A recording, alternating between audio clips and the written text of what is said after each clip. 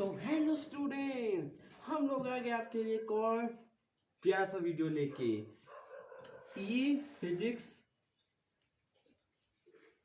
10th का video है और इसमें स्टार्ट हुआ था इलेक्ट्रिसिटी, क्योंकि शायद आज लास्ट वीडियो होगा इसका। मतलब ये आपका जो चैप्टर इलेक्ट्रिसिटी फुल कंप्लीट होने जा रहा है। तो आज का टॉपिक है हम लोग का हीटिंग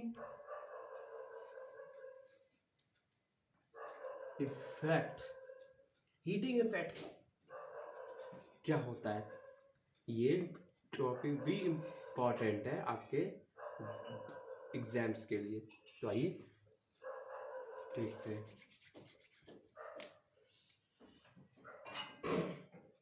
डेफिनेशन पहले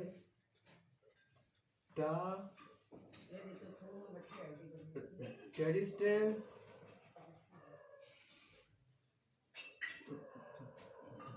present in a circuit produces heat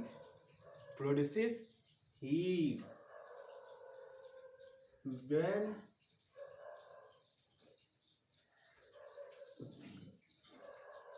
current flows through it.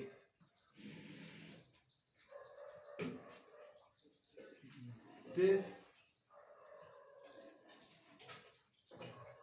effect is known as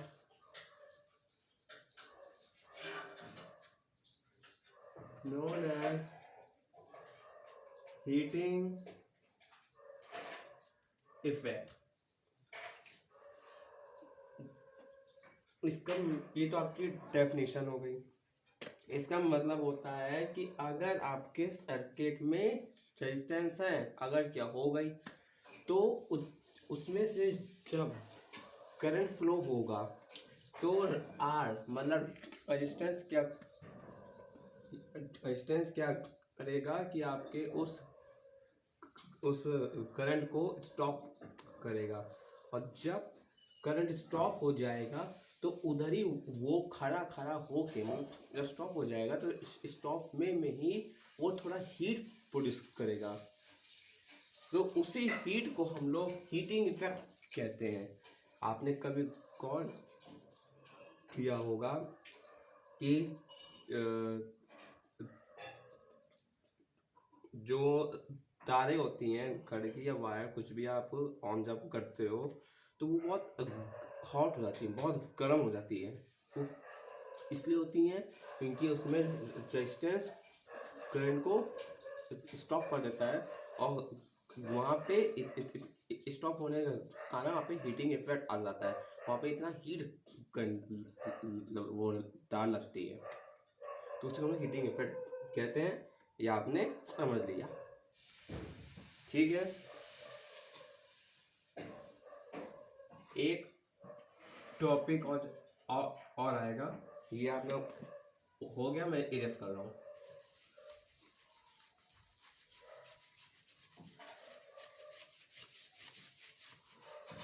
formula, इसका फॉर्मूला क्या होता है? तो देखो बेटा, फॉर्मूला इसका फॉर्मूला अभी आएगा। फॉर्मूला एक टॉपिक आता है joules law of heating. Joules law of heating, ये क्या होता है? ये भी डेफिनेशन कुछ नहीं, इसके खाली आएंगे वो पॉस्टुलेट्स। जैसे इसका फॉर्मूला बनाना पड़ता है, मैं आपको केवल फॉर्मूला इसका दिखाऊंगा, बनाऊंगा कुछ नहीं, क्योंकि एग्जाम में आपको केवल फॉर्मूला पूछेगा, बोलेगा नहीं कि आप कहाँ से बना रहे हो या कैसे, ठीक है। तो इसका फॉर्मूला जो होता है H is equal to I square R T. ये हीटिंग का भी फॉर्मूला हो गया और इसकी ये इक्वेशन कहलाती है, क्या कहलाती है? Equation H is equal to I square R T. H क्या है? हीटिंग, हीट, ठीक है। ये इसकी इक्वेशन कहलाती है और हीटिंग इफेक्ट का फॉर्मूला कहलाता है। इसके 3 इंपॉर्टेंट पोस्टुलेट्स हैं जो कि आपको एग्जाम में लिखना पड़ेगा। Important postulates,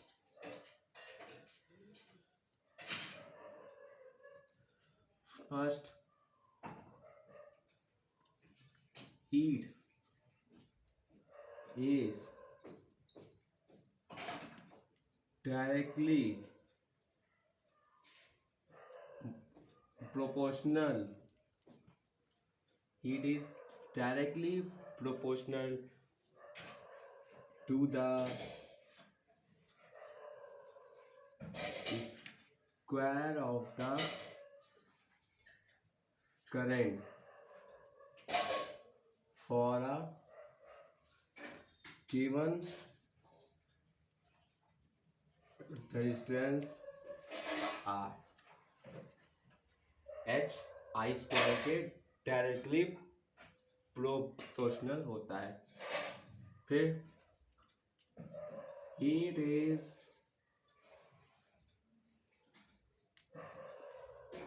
directly proportional to the resistance of the circuit। Circuit के रेजिस्टेंस के भी डायरेक्टली प्रोपोर्शनल होता है, ठीक।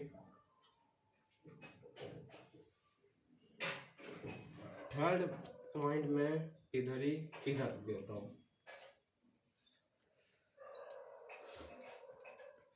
Heat is directly proportional to the time के भी डायरेक्टली प्रोपोर्शनल होता है, कितने समय में कितना हीट जनरेट हो रहा है, ठीक। तो ये फॉर्मूला बनाता है H equal to I square R T. और ये 3 आपके इंपॉर्टेंट पोस्टुलेट्स हैं जो कि जूल्स लॉ ऑफ हीटिंग के हैं और ये उसकी इक्वेशन कहलाती है। इतना ही आपको लिखना है। यहाँ से आपका चैप्टर कंप्लीट होता है। एक टॉपिक आता है पावर।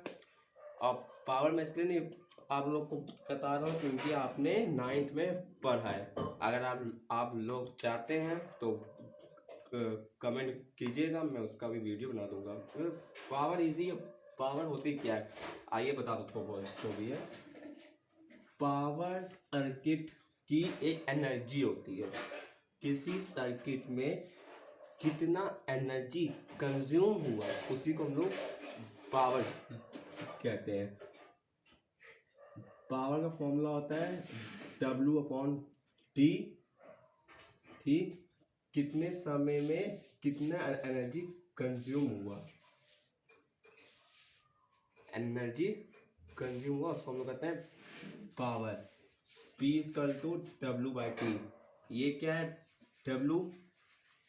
W है क्या? आप लोग कंफ्यूज हो जाओगे। ये है वर्क डन, मतलब कितना काम हुआ। अब वो भी तो एनर्जी है।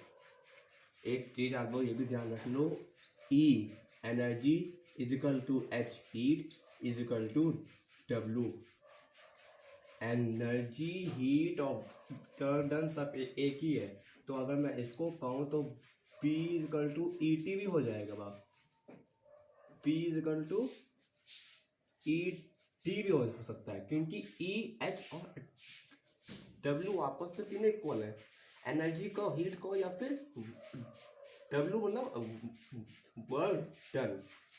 तो P is equal to W, और P होता क्या है, पावर, किसी भी सर्किट की एनर्जी होती है, सिंपल है। ठीक, अगर कुछ फॉर्मूले बता दें तो आपने, मैंने बताया था ये E इक्वल टू W/Q, तो W इक्वल टू VQ। अगर इसको हम इसमें पुटअप करें VQ/T, तो Q/T बन गया I, तो P is equal to VI। ये फॉर्मूला बहुत इंपॉर्टेंट फॉर्मूला है, P is equal to VI। ये बहुत इंपॉर्टेंट इसलिए है क्योंकि न्यूमेरिकल में बहुत आते हैं ये फॉर्मूले। ये फॉर्मूला आपका बहुत इंपॉर्टेंट आएगा, क्वेश्चन में आएगा, इसलिए इसको भी ध्यान रख लो। P is equal to VI। एक formula H equal to I²RT, ये भी ध्यान रख लो। यहाँ H है तो यहाँ पे E भी हो सकता है, E is equal to I²RT, और यहाँ पे W भी हो सकता है I²RT, ये भी आपको ध्यान रखो। P is equal to VI, बहुत ध्यान रखो। अब यहाँ पे ये लिखा है ये, तो हम लोग जानते हैं E इक्वल टू होता है IR, तो अगर यहाँ पे I करेंगे तो इसका मतलब हो जाएगा I²R। एक ये फॉर्मूला में बहुत इंपॉर्टेंट है, P is equal to I²R, बहुत इंपॉर्टेंट फॉर्मूला है। ऐसे फॉर्मूले बनते हैं, पर ये कुछ फॉर्मूले जो इंपॉर्टेंट थे जो मेरे पास दिमाग में आए मैंने आपको बता दिया। आगे आप लोग देखिए, अगर कुछ भी डाउट या क्वेश्चन हो तो हम लोग को कमेंट कीजिए। और आज के लिए आपसे ये चैप्टर कंप्लीट। आगे हम लोग अगले चैप्टर में मिलते हैं। थैंक्स।